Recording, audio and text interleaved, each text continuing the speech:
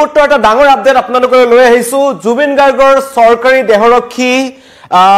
নন্দেশ্বৰ বৈশ্য ক্ষমা কৰিব পৰেশ বৈশ্যৰ ঘৰত এছআইটিৰ অভিযান চলিছে এই পৰেশ বৈশ্য আৰু নন্দেশ্বৰ বৰা দুজন জুবিন গাৰ্গৰ দেহৰক্ষী আছিল তাৰে কামৰূপৰ বংশৰত থকা পৰেশ বৈশ্যৰ ঘৰত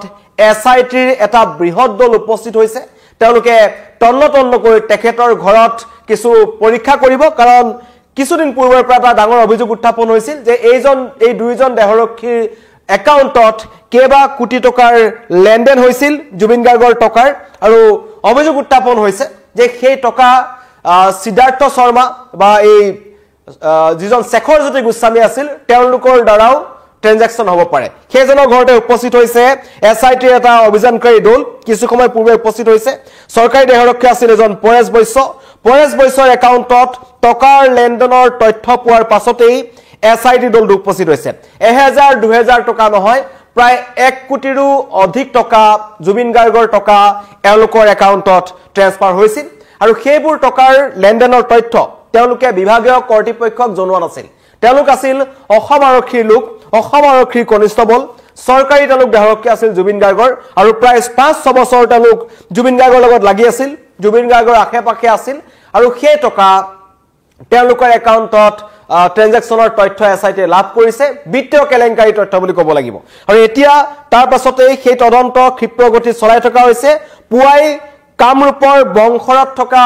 এজন পৰেশ বৈশ্যৰ ঘৰত এছআইটি দলটা উপস্থিত হৈছে এতিয়া অভিযান চলি আছে তাত নগদ ধন পাব নেকি বা তাত কিবা আপত্তিজনক নথিপত্ৰ পাব নেকি সকলো এছআইটিয়ে তদন্ত কৰি আছে পৰীক্ষা নিৰীক্ষা কৰি আছে জুবিন গাৰ্গৰ সৈতে হততে দেখা পোৱা গৈছিল এজন পৰেশ বৈশ্য আৰু লগতে আছে এজন নন্দেশ্বৰ বৰা খুব সম্ভৱ নন্দেশ্বৰ বৰাৰ ঘৰতো অভিযান চলাব পাৰে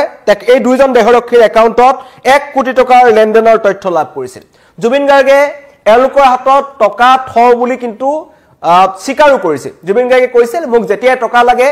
বৈশ্য বা বৰাৰ হাতত মই থৈ দিওঁ তেওঁলোকৰ পৰা 10-15 হাজাৰ টকা লাগিলে মই অন্য লোকক দিবলৈ থাকিলে তেওঁলোকৰ পৰা লৈ দিওঁ এই কথা কিন্তু জুবিন গাৰ্গে স্বীকাৰ কৰিছিল কিন্তু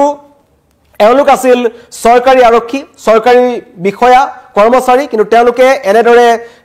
টকা তেওঁলোকৰ একাউণ্টত থব নোৱাৰে সেই কাৰণে হয়তো তেওঁলোক ৰুখত পৰিছে আৰু কিমান টকা লৈছিল সেইটো এটা অভিযানত পোহৰলৈ আহিব সেই সময়খিনিত পুনৰ আজি দেহৰক্ষী ঘৰত অভিযান চলিছে এছআইটিৰ ফালৰ পৰা আৰু এছআইটি দলটো কালি সিংগাপুৰৰ পৰা আহি যেতিয়া গুৱাহাটীত উপস্থিত হৈছে তেতিয়াই তেওঁলোকে এটা কথা কৈছিল যে বহু তথ্য প্ৰমাণ তেওঁলোকে সিংগাপুৰৰ পৰা লৈ আহিছে সিংগাপুৰৰ পৰা অনা তথ্য প্ৰমাণ কি তথ্য প্ৰমাণ পালে বা কি ভাষ্য গ্ৰহণ কৰিলে কেনেকুৱা ধৰণৰ ক্লু আনিছে সেই সকলো আজি সংবাদমেল সম্বোধন কৰিব এছআইটিৰ মুৰব্বী মুন্না প্ৰসাদ গুপ্তাই আৰু বৃহস্পতিবাৰে উপস্থিত হৈছিল এছআইটিৰ দুজনীয়া দলটো মুন্না প্ৰসাদ গুপ্তা গৈছিল তৰুণ গোৱেল গৈছিল সিংগাপুৰলৈ সিংগাপুৰ পুলিচ ফৰ্চে তেওঁলোকক সহায় সহযোগ কৰিছে বুলি তেওঁলোকে মন্তব্য কৰিছে আৰু সিংগাপুৰ পুলিচৰ 5 জনীয়া বিষয়ৰ পৰা সমগ্ৰ তদন্তৰ বুজ লৈছে এছআইটি দলটোৱে আৰু বহুত তথ্যমান পাইছে বুলি কৈছে সম্পূৰ্ণ সহযোগিতা আগবঢ়াইছে সিংগাপুৰ আৰক্ষীৰ ফালৰ পৰা ইতিমধ্যেই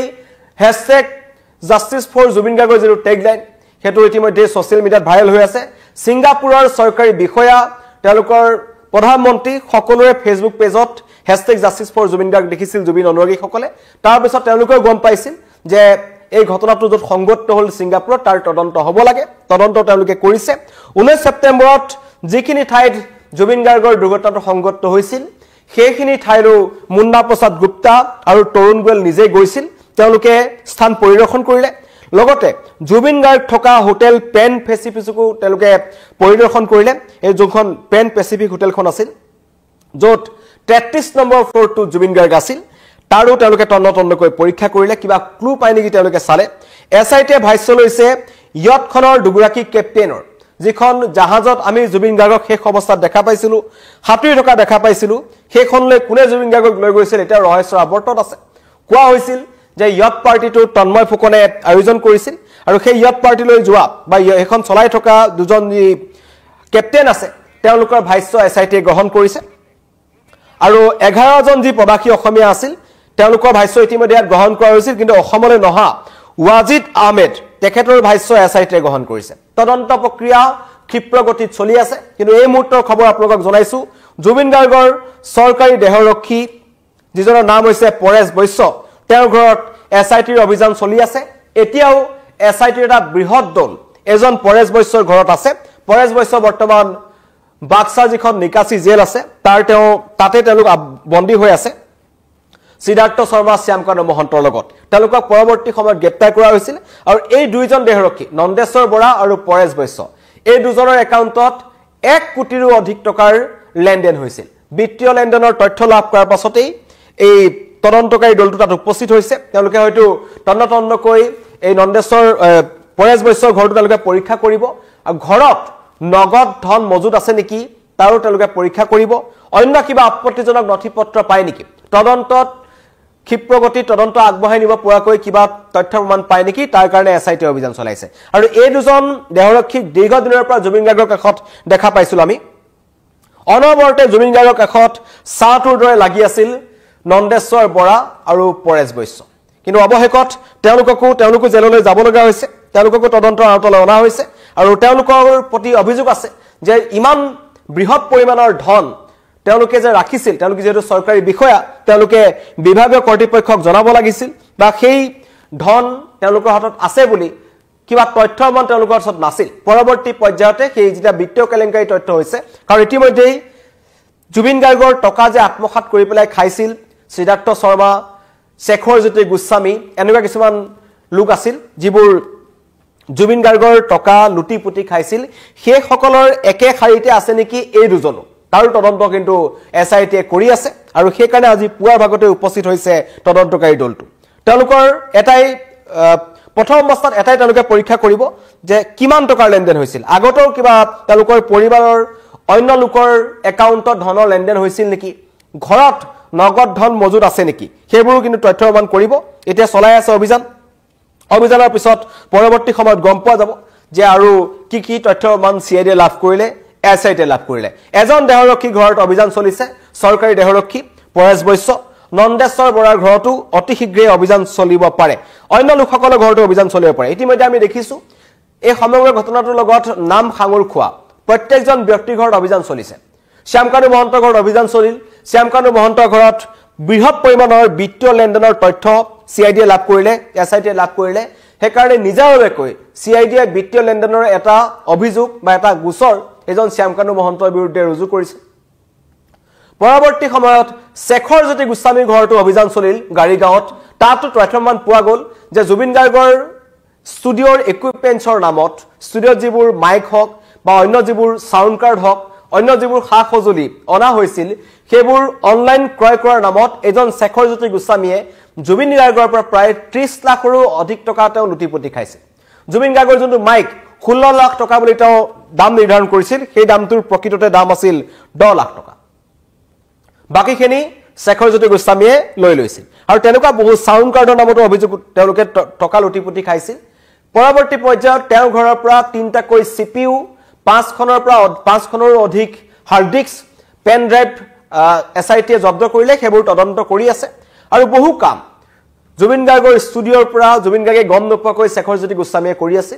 সেইবোৰ তদন্ত হ'ব সিদ্ধাৰ্থ শৰ্মাৰ ঘৰটো অভিযান চলিল তেখেতৰ যেটো ফ্ল্যাট আছিল সেই ফ্ল্যাটটোত অভিযান চলিল আৰু এতিয়া জুবিন গাৰ্গৰ দেহৰক্ষী চৰকাৰী দেহৰক্ষী ঘৰত অভিযান চলিছে অভিযানত হয়তো অধিক তথ্য পোহৰলৈ আহিব এতিয়ালৈকে অভিযান চলি আছে হেকাৰণে তাত কি লাভ কৰিছে কি লাভ কৰা নাই আমি জনাব পৰা নাই কিন্তু অতি শীঘ্ৰেই আমি জনাব পাৰিম যে এইজন পৰেশ বৈশ্যৰ ঘৰত এছআইটিয়ে কি তথ্য লাভ কৰিলে পুৱাই কিন্তু এটা বৃহৎ 50 জনৰো অধিক এছআইটিৰ এটা দল তাত উপস্থিত হৈছে যেটো কামৰূপৰ বংশৰ শুৱালকুছিৰ কাষতে আছে তাত তেওঁ প্ৰকৃত ঘৰ পৰেশ বৈশ্যৰ তাত তেওঁলোক উপস্থিত হৈছে আৰু তাতে অভিযান চলি আছে নন্দেশ্বৰ বৰাৰ ঘৰতো আজি এই অভিযান চলাৰ সম্ভাৱনা আছে কাৰণ দুইজনৰ একাউণ্টতে টকাৰ লেনদেনৰ তথ্য লাভ কৰিছে এছআইটিয়ে আৰু সেই টকা তেওঁলোকে কেৱল তাত তেওঁলোকক থবলৈ দিছিল নে তেওঁলোকে বেলেগ কাবাক বিলাই দিছিল নে পৰিয়ালৰ অন্য লোকলৈ সেই টকা গৈছে সকলো তদন্তত পোহৰলৈ আহিব আৰু আজি সিংগাপুৰত তদন্ত কৰি কি পালে এছআইটিৰ ফালৰ পৰা সংবাদমেল সম্বোধন কৰা হ'ব সমগ্ৰ অসমবাসী ৰখি আছে কাৰণ সিংগাপুৰত কি হ'ল সেই ঘটনাৰ তদন্ত হ'ব লাগে বুলি অসমবাসী ৰাইজে দাবী কৰিছিল আৰু প্ৰায় এমাহৰ পিছত এছআইটিৰ দল সিংগাপুৰলৈ গৈছিল মুন্না প্ৰসাদ গুপ্তা নিজে গৈছে লগতে তৰুণ গোৱেলো গৈছিল তেওঁলোকে দুজন শীৰ্ষ পৰ্যায়ৰ অসম আৰক্ষী বিষয়া তালৈ গৈ খুদ সিংগাপুৰ আৰক্ষীৰ সৈতে তেওঁলোকে কথা পাতিছে আৰু তেওঁলোকে এটা কথা কৈছে যে সিংগাপুৰ আৰক্ষীও তদন্তত তেওঁলোকে সহায় কৰিছে এনেকুৱা নহয় যে ছিংগাপুৰ আৰক্ষীয়ে সহায় কৰা নাই সহায় কৰিছে আৰু এতিয়া হয়তো এই গোটেই ঘটনাটো যেটো বিত্তীয় কেলেংকাৰী কথা সোমাই গৈছে বিত্তীয় লেনদেনৰ কথা সোমাই গৈছে জুবিন গাৰ্গৰ ধনৰ লেনদেনৰ কথা সোমাই গৈছে সেইবোৰ তথ্য এছআইটিয়ে ছিংগাপুৰ পুলিচক দিছে ছিংগাপুৰ আৰক্ষীক দিছে হয়তো এতিয়া সেই দিশটোৰে তদন্ত কৰিব ছিংগাপুৰ আৰক্ষীয়ে জুবিন গাৰ্গক প্ৰকৃততে হত্যা কৰিবলৈকে লৈ যোৱা হৈছিল নেকি ছিংগাপুৰলৈ সেই ইয়ট পাৰ্টিটোত কি ৰহস্য সোমাই আছে ইয়টখন চলোৱা কেপ্টেইন দুজনৰ ভাষ্যই সহায় কৰিব সমগ্ৰ ঘটনাত আৰু আজিৰ যিখন এছআইটিয়ে যিখন সংবাদমেল সম্বোধন কৰিব সেই সংবাদমেললৈ সকলো ৰখি আছে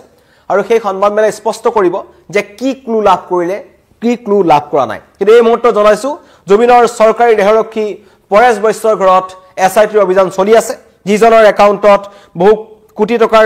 লেনদেনৰ তথ্য লাভ কৰিছিল আৰু তাৰ পাছতেই এছআইটি তৎপৰ হৈছে তেওঁৰ ঘৰৰ অভিযান চলাইছে অধিক তথ্য পোহৰলৈ আহিব ধন্যবাদ